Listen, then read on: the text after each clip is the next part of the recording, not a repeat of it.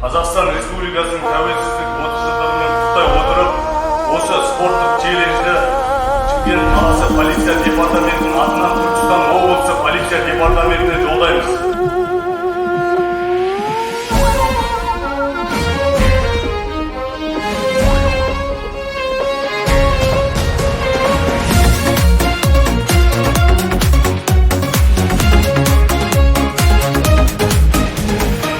Бабалар бұл жерде елін қорғап терлеген, батырлар бұл жерде намыс қолдан бермеген, жерін қорғап қазақ жауға қылыш сермеген.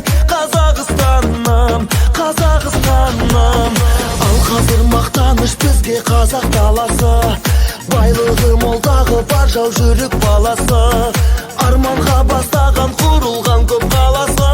Қазақстаным, Қазақстаным, Қазақстан, Қазақстан, самға Қазақстан, Қазақстан, жарса Қазақстан, Қазақстан, байлығым менің тәуелсіз елім. алға Қазақстан, Қазақстан, самға Қазақстан, Қазақстан, жарса Қазақстан, Қазақстан, байлығым менің тәуелсіз елім.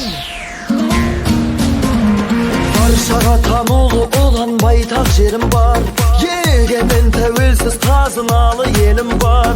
Ашық көк аспаным, асқарлы тау көлім бар. Қазақстаным, Қазақстаным, жасасын қазағым, жаса батыр жастарым. Желбіретіп туды жеңіске жол бастаған, елбасы тарихы мәңгі болсын дастаным. Қазақстаным, Қазақстаным, Қазақстан, Қазақстан. Қазақстан Республикасының тәуелсіздігіне 30 жыл толуына орай спорттық челлендж өткіздік.